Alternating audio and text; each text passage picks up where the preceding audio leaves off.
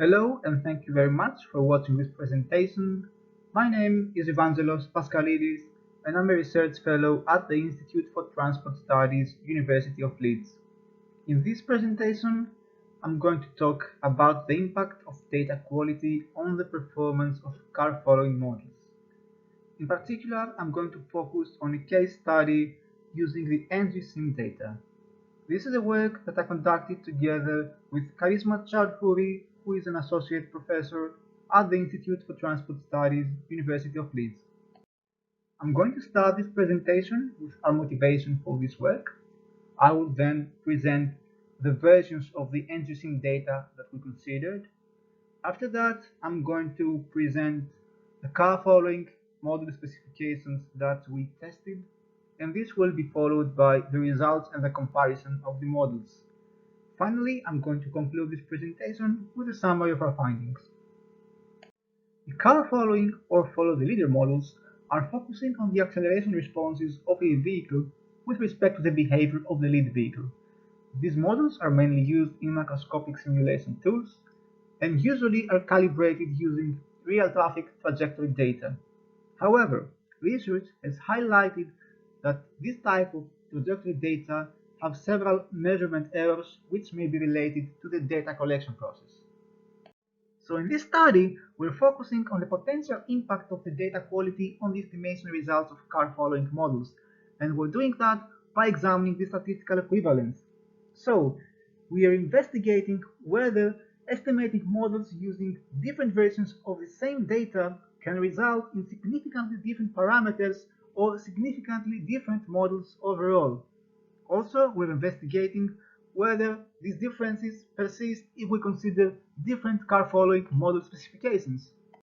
For our analysis, we're using the I-80 NGSIM data which were collected as part of the next generation simulation project.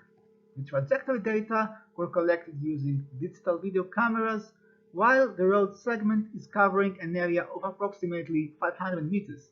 This specific data has been widely used in many studies, while some researchers have further reprocessed this data. We considered three different versions of the I-80 NGSIM data.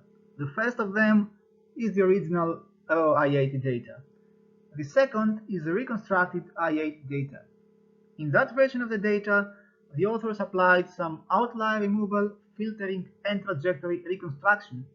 They also addressed several known issues of the original data, which included lane misidentification, false vehicle IDs, false lane changing or merging maneuvers, and others. Finally, the third version is the re-extracted I-80 data. In that one, the authors applied an author-certified imaginary approach, and they manually re-extracted all the trajectories. They also included some vehicles which were not previously detected. In this slide, I have included some figures to better show the differences between the three datasets. As we see, the original data has some significant noise.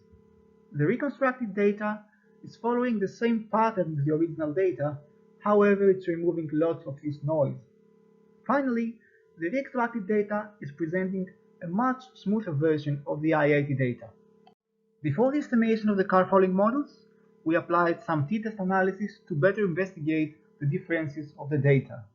We applied these tests in some key variables like acceleration, speed, relative speed, and space headway. Our results showed that almost in all cases the data was significantly different. We considered two different model specifications for car following models. The first of them is a GM model which consists of a sensitivity and a stimulus term. The stimulus is given as a function of speed and space headway, while sensitivity is given as a function of relative speed. The second model specification is Helly's model, which considers relative speed and space headway. A desired space headway term is also estimated. We estimated both models using a maximum likelihood approach, which also allows for heterogeneity in reaction time. We used two different metrics to compare the statistical equivalence of models. The first is the t-test of individual parameter equivalence, which investigates the equivalence of each parameter separately, while the second is the transferability test statistic, which investigates the overall transferability between two models. This table shows the parameter estimates of the GM models, which were overall consistent with your expectations.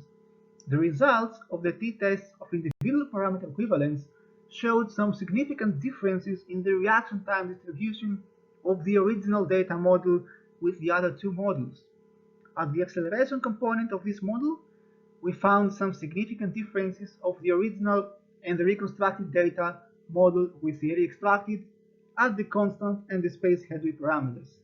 At the deceleration component, we found some significant or marginally significant differences at the speed and relative speed parameters.